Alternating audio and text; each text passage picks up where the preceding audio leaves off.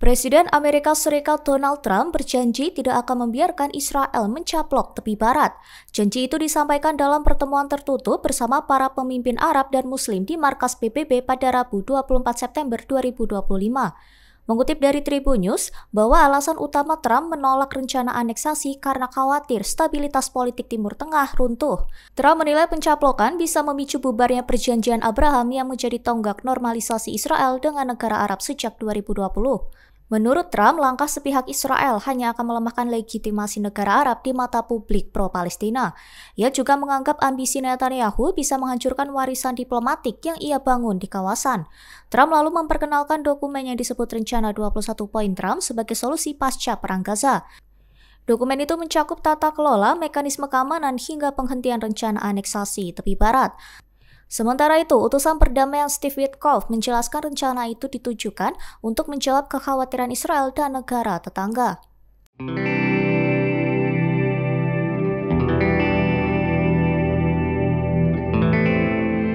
Presiden Republik Indonesia Prabowo Subianto dilaporkan menegaskan bahwa perdamaian Palestina hanya bisa tercapai jika Israel juga mendapat jaminan keamanan. Pernyataan itu ia sampaikan saat menjelaskan isi pidatonya di sidang Majelis Umum PBB di New York pada Selasa 23 September 2025. Prabowo menyebut perdamaian sejati akan hadir bila semua pihak saling menghormati dan mengakui keberadaan masing-masing. Ia menilai solusi dua negara menjadi satu-satunya jalan untuk menghentikan kebencian dan kecurigaan. Menurutnya, Indonesia tetap konsisten mendukung Palestina merdeka, tetapi juga menekankan pentingnya menjamin keselamatan Israel. Sikap ini disebutnya sebagai bentuk realisme politik luar negeri Indonesia di forum dunia. Pidato tersebut langsung mendapat sambutan positif dari berbagai pihak, termasuk sejumlah media internasional. Hadirin di ruang sidang PBB bahkan memberikan tepuk tangan panjang seusai Prabowo menyampaikan pernyataannya.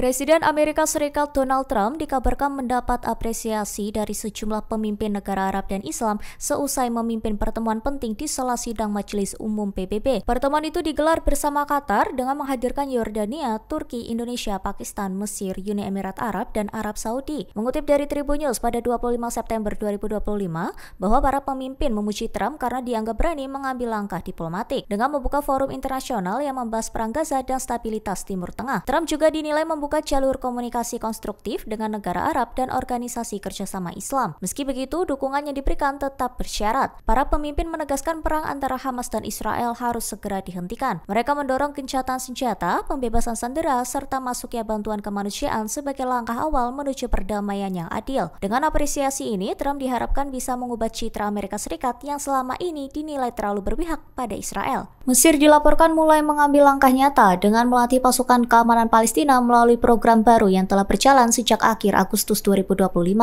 Program tersebut menargetkan 10.000 anggota, mayoritas berasal dari pasukan otoritas Palestina di tepi barat.